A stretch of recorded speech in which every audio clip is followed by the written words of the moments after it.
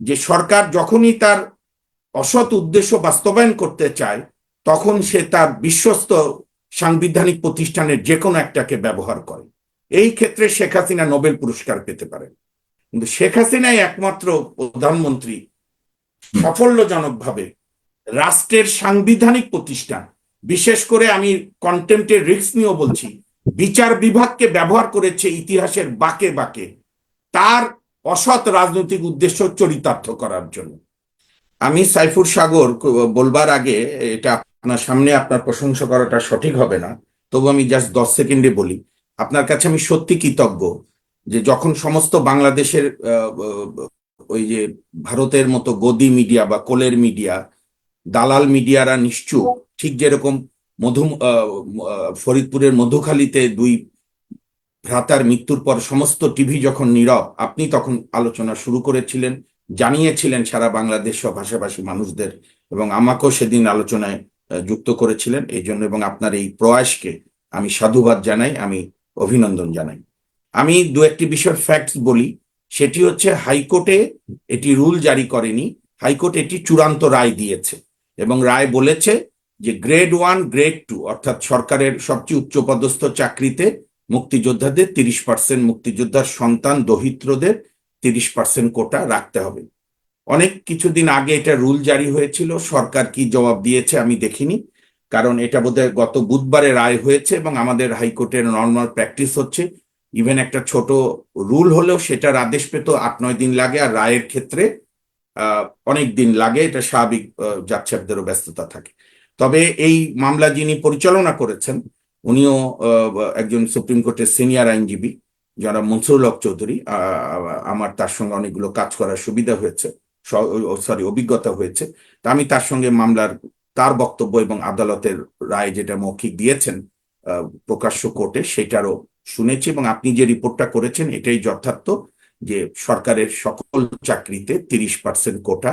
মুক্তিযোদ্ধার সন্তান এবং দরিদ্রদের রাখতে হবে। এখন আমি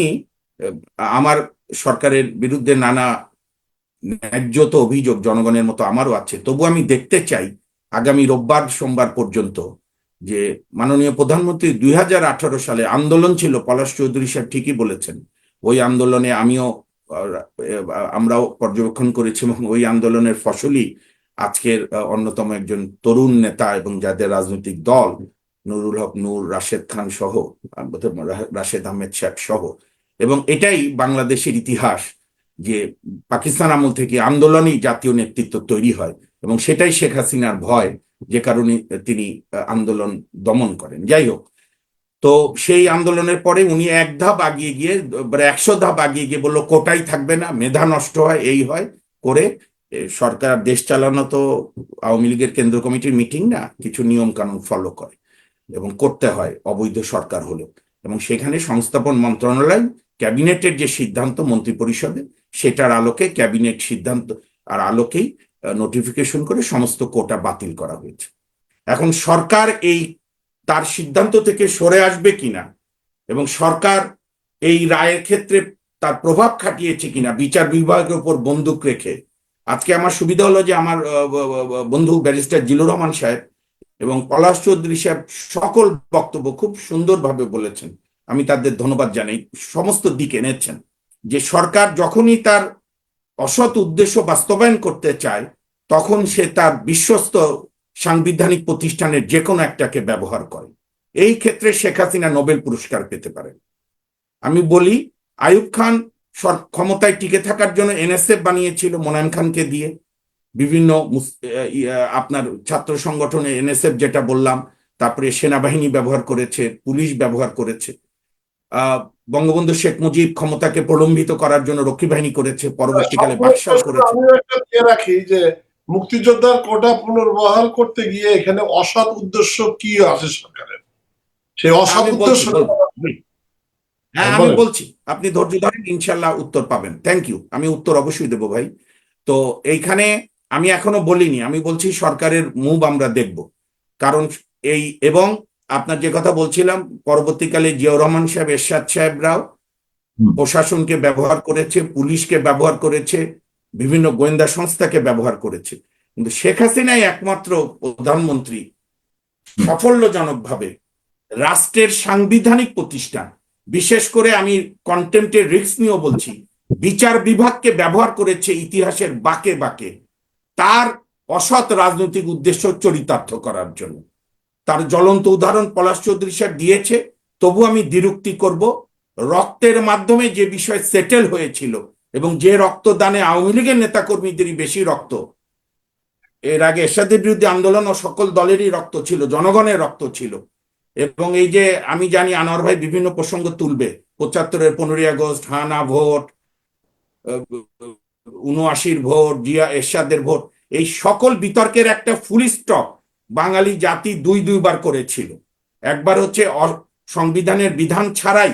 জাতীয় সম্মতির ভিত্তিতে তত্ত্বাবধায়ক সরকার ব্যবস্থা শাহাবুদ্দিন সাহেবকে দিয়ে, আরেকটি হয়েছিল সাংবিধানিকভাবে বেগম জিয়া মানলাম আওয়ামী লীগের আন্দোলনের কারণেই, কিন্তু সেটিকে নস্যাৎ করেছিল এই বিচার বিভাগকে দিয়ে, যার কুলাঙ্গার প্রধান বিচারপতি সাবেক ABM খায়রুল হক, জনতার আদালতে যার একদিন বিচার হবে। কাজে আমি সরকারের অসৎ উদ্দেশ্য আছে কি নাই এইটা আমি আপনাকে এখনো বলি, আমি বেনিফিট অফ ডাউট দিতে চাই। রবি সমের মধ্যে যদি অ্যাটর্নি জেনারেল সাহেব চেম্বার জাজে এই রায়ের স্টের জন্য না যান, বৃহস্পতিবারই উনি যেতে পারতেন। কারণ চেম্বার জাজের নিয়মটা আপনাকে বলি, সাগর ভাই আপনি জানেন, অন্য দর্শকরাও জানেন, আলোচকদেরও বলি, চেম্বার জাজ মানে কোনো জরুরি বিষয়ে রাত 1টার সময় ওনার কোর্টে যাওয়া যায়, ওনার বাসায় কোর্ট হয়। হাইকোর্ট এবং আপিল বিভাগের জজরা যেখানে বসেন সেখানে কোর্ট। একবার জাস্টিস মোস্তফা কামাল কক্সবাজারে গিয়েছিলেন একটা জরুরি হেভিয়াস কর্পাস এরশাদের আমলে, উনি কক্সবাজার রুল দিয়েছিলেন যে এই লোককে ছেড়ে দাও। কাজেই খুবই সরকারের উদ্দেশ্য ইতিমধ্যে বোঝা যাচ্ছে যে ওনাদের টোনে টোনে বিচার হয়েছে যদি তাদের পছন্দ না হতো। এবং আমি মনসুরুল্লাহ চৌধুরী সাহেবকে অনুরোধ করেছি যে সরকার কি বক্তব্য দিয়েছে আমি সেটাও নেওয়ার চেষ্টা করে আপনার মাধ্যমে জানাবো।